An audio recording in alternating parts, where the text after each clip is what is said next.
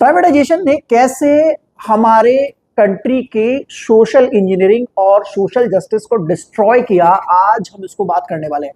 और खासकर बात हम इस पर ही नहीं करेंगे कि प्राइवेटाइजेशन ने रिजर्वेशन को कैसे नुकसान पहुंचाया, लेकिन हम बात इस पर भी करेंगे कि प्राइवेटाइजेशन ने आम आदमी को कैसे गरीब बनाया, उसके लिए चीजें कैसे उसकी पहुंच से बाहर हो गई।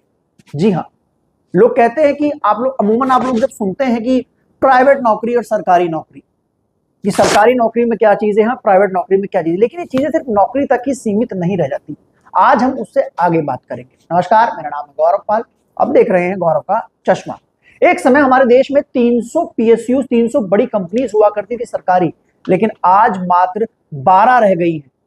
जी हाँ, आप अनुमान लगाइए कि उन 300 कंपनीज में जब रिजर्वेशन मिलता था SC ST OBC को, तो 50% पद रिजर्व्ड थे जो SC ST OBC के लिए, जो इस देश का 85% है। लेकिन आज वो 12 रह गई हैं, तो वहां पर आप अनुमान लगाइए कि वो रिजर्व पद कहां गए, किसको मिले। We are not a capitalist country, हम कोई पूंजीवादी देश नहीं है। हम लोग सामाजिक न्याय और समाजवाद पर चलने वाले देश हैं। हमारे देश के लिए पैसा बनाना मेन काम नहीं, हमारे देश के लिए लोगों को काम देना, उनके वेलफेयर के लिए काम करना मेन औचित्य है, जो कि हमारे कॉन्स्टिट्यूशन में अडॉप्ट किया गया है। आप लोग जब किसी सरकारी दफ्तर में जाते हैं तो सरकारी दफ्तर का एनवायरनमेंट देखते हैं, वहां पर काम जो लेट होता है उसको देखते हैं, फिर गुस्से में बोलते हैं अरे प्राइवेटाइज हो जाए तो बढ़िया है, प्राइवेट कंपनी अच्छी सर्विस देती है, अच्छा फीडबैक देती है, अच्छी डील देती है। और आप लोग फिर बोलते हैं कि नहीं यार सरकारी सिस्टम बेकार है, प्राइवेटाइज हो जाए। वैसे भी खासकर ओबीसी के लोग बोलते हैं, और जनरल के तो बोलते ही हैं, ओबीसी के लोग खासकर बोलते हैं कि पूरा रिजर्वेशन तो SC ST ले रहे हैं, हमको तो रिजर्वेशन मिल भी नहीं रहा है, तो रिजर्वेशन खत्म हो जाना चाहिए। जो इस देश का जनरल कैटेगरी के लोग हैं, वो इस देश में आरक्षण पर प्रहार OBC से करवा रहे हैं, जिसको जबकि जरूरत है रिजर्वेशन की। इस देश में OBC की जो आबादी है 52% के आसपास है, लेकिन उनको रिजर्वेशन 27% मिलता है।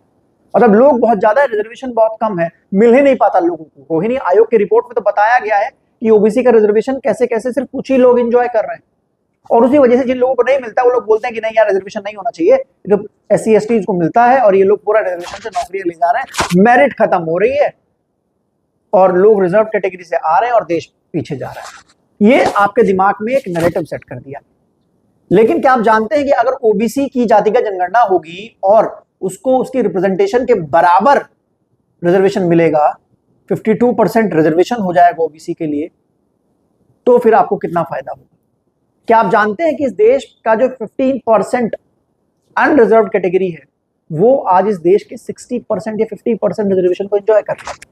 क्या आप जानते हैं 10% EWS वो लोग एंजॉय कर रहे हैं। पहले क्या होता था कि जब SC ST OBC कैटेगरी में आप फॉर्म भरते थे और आपके मार्क्स SC ST और OBC कैटेगरी को से ज्यादा होते थे, तो आप जनरल कैटेगरी में कंसिडर किए जाते थे और एक बंदा मेरिट से ऊपर आ जाता था SC ST कैटेगरी में, और आपका सिलेक्शन जनरल कैटेगरी में होता था।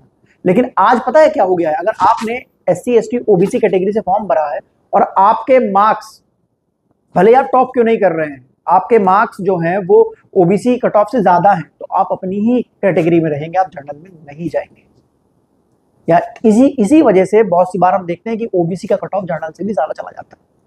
और OBC के लोग इस चीज को नहीं समझ पा रहे हैं कि उनको रिजर्वेशन के खिलाफ जाने की जरूरत नहीं है, बल्कि उनको अपना रिजर्वेशन बढ़वाने की जरूरत है। प्राइवेटाइजेशन से सबसे ज्यादा नुकसान रिजर्वेशन को होगा, क्योंकि क्या आप लोग जानते हैं कि 2011 में इंडिया में 18 लाख सरकारी नौकरी थी, 14 में 14 लाख हुई और 2023 में 8 लाख रह गई। जी हाँ, इन सब जॉब्स में रिजर्वेशन था 50% लगभग SC ST OBCs का। लेकिन अब जो जॉब्स हैं, जो 10 लाख जॉब जो प्राइवेटाइज हो गई हैं, उसमें कितना परसेंट रिजर्वेशन है? अभी आपने पूछा है, उन 18 लाख में से 50% नौकरियां आपकी थी, लेकिन अब ये जो 8 लाख बची है, इसमें तो आपकी है 50%। 18 लाख का 50%, 9 लाख आपकी थी जॉब उनमें से 2011 में। अब 2023 में जो 8 लाख नौकरियां सरकारी बची हैं, इसमें से मात्र 4 लाख आपकी रहेगी, आपको 5 लाख सरकारी नौकरियों का नुकसान हो गया। और जो नौकरियां प्राइवेटाइज हुई हैं, क्या वहां पर रिजर्वेशन है? प्राइवेट सेक्टर में रिजर्वेशन है ही नहीं, तो फिर आप क्या करेंगे? तो प्राइवेटाइजेशन ने सबसे ज्यादा नुकसान रिजर्वेशन को पहुंचाया, और एक सुनियोजित तरीका है रिजर्वेशन को खत्म करने का।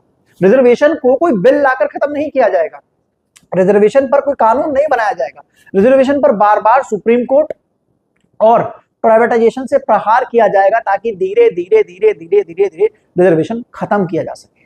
कुछ लोग बोलते हैं कि रिजर्वेशन की जरूरत ही क्या है, जो लोग पहले से रिजर्वेशन लिए बैठे हैं, नौकरियों में हैं, अब बच्चे भी रिजर्वेशन ले रहे हैं, और जिनको चाहिए उनको नहीं मिला। कुछ कमियां हैं, जिनको जरूरत है उनको नहीं मिल पा रहा।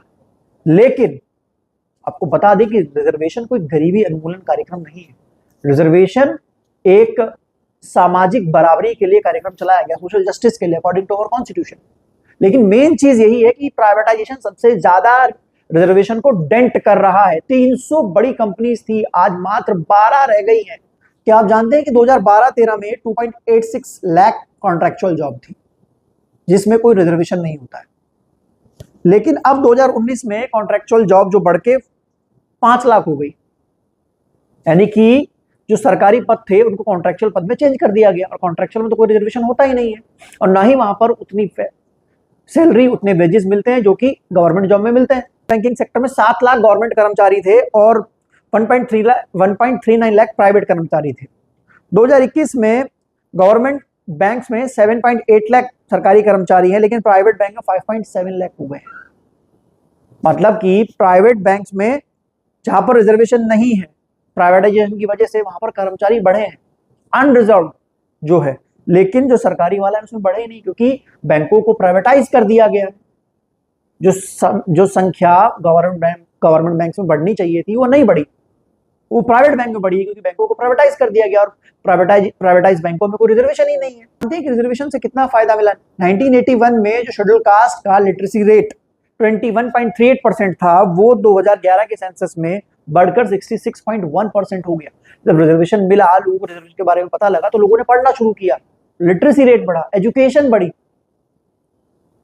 लेकिन आप लोग नहीं समझेंगे कि प्राइवेटाइजेशन के नुकसान क्या है। अब दूसरा पहलू आपको समझाता हूं। एक छोटा सा एग्जांपल है, आजकल हम लोग देखते हैं कि बसेस, रेड बस और प्राइमो और तमाम जो प्राइवेट बस प्रोवाइडर्स हैं वो फिर से बढ़ने लगे। एक समय वो था कि हम लोग प्राइवेट बस में चलते थे, वो डग्गा मार बस होती थी, उसके विकल्प में हम लोग रोडवेज से चलना शुरू हुआ। रोडवेज जल्दी जाती थी, वो बस स्टॉप पे रुकती थी, वो रास्ते में कहीं नहीं रुकती थी, हम लोग रोडवेज को प्रेफर करते हैं। लेकिन अब हम लोग फिर से प्राइवेट बसेस को प्रेफर कर रहे हैं। जो hi tech model of private buses आया है, रेड बस आया है, ये सब आया है। वो लोग क्या करते हैं, वो लोग आपको ज्यादा से ज्यादा अच्छी डील देंगे, अच्छी राइड देंगे, आपको एसी बस राइड मिलेगी। लेकिन जो सरकारी बस है वो डग्गा मार सब चलती रहेंगी, वो कहीं भी खराब हो जाएगी, कहीं भी आपको टाइम से नहीं पहुंचाएगी। और आप प्रेफर करोगे किस में जाना? आप प्रेफर करोगे प्राइवेट बस में जाना, क्योंकि वहां पर डील अच्छी मिल रही है, सर्विस अच्छी मिल रही है। धीरे धीरे धीरे जब लोग गवर्नमेंट बसेस में नहीं जाएंगे, प्राइवेट बसेस में जाएंगे, तो गवर्नमेंट जो ट्रांसपोर्ट सिस्टम है, जो गवर्नमेंट बसेस हैं, वो लॉस में चली जाएंगी। और जब वो लॉस में चली जाएंगी तो उनको बंद करना पड़ेगा। फिर मार्केट में कौन बचेगा? फिर मार्केट में सिर्फ प्राइवेट बस सर्विस प्रोवाइडर बचेंगे, और फिर आपसे वो मनचाहा रेट लेंगे। तो ये नुकसान है प्राइवेटाइजेशन के। सबसे ज्यादा नुकसान रिजर्वेशन, उसके बाद आपकी परचेजिंग कैपेबिलिटी, उसके बाद क्योंकि प्राइवेटाइजेशन में जो कंपनीज हैं वो तो डिमांड और सप्लाई पे काम करती है ना। अगर डिमांड बढ़ेगा तो प्राइस बढ़ जाएंगे, डिमांड कम होगा तो प्राइस घट जाएंगे। अब आप एक अनुमान लगाइए कि छठ के सीजन में आपको दिल्ली से बिहार जाना है बस से। नॉर्मल आपको ट्रेन में टिकट नहीं मिला तो आपने बस से जाया, तो नॉर्मल टिकट 1500 रुपए था, 1600 रुपए था बैठ के जाने का बस का। लेकिन छठ का सीजन है, डिमांड बढ़ गई, तो वो 1500 का टिकट 4500 का हो जाएगा। क्या इस देश का एक वो प्राइवेट कर्मचारी जो कॉन्ट्रेक्चुअल बेस पर दिल्ली में काम कर रहा है, जिसको मात्र 8000 रुपए महीना कॉन्ट्रेक्चुअल बेस पर मिल रहे हैं, क्या वो व्यक्ति अपने पूरे परिवार के साथ छठ मनाने बिहार जा सकता है अगर बस का किराया 4500 रुपए है? तो बताइए। प्राइवेटाइजेशन ने उसकी सैलरी कम की, प्राइवेटाइजेशन ने उसका टिकट महंगा कर दिया, और प्राइवेटाइजेशन ने जो उसकी जॉब थी, जो रिजर्व कैटेगरी की उसकी जॉब थी, उसको भी खत्म कर दिया। तो आप लोग बताइए, क्या प्राइवेटाइजेशन के कोई फायदे हैं? हाँ, लोग बोलते हैं कि कंपीट करने के लिए, तो क्या वो गवर्नमेंट पीएसयूज कंपीट नहीं कर सकते? कि हम लोगों ने आज से पहले कंपीट नहीं किया है? लेकिन बड़ा सवाल यह है कि निजीकरण को अच्छा बताकर, फायदेमंद बताकर कैसे हमारी आंखों में धूल झोंकी जा रही है। अगर आप लोगों को ये समझ में आ गया होगा तो अच्छी बात है, वरना आपको बताना मेरा काम है, समझना आपके ऊपर है कि निजीकरण कैसे हम लोगों को नुकसान पहुंचा रहा है। धन्यवाद, नमस्कार।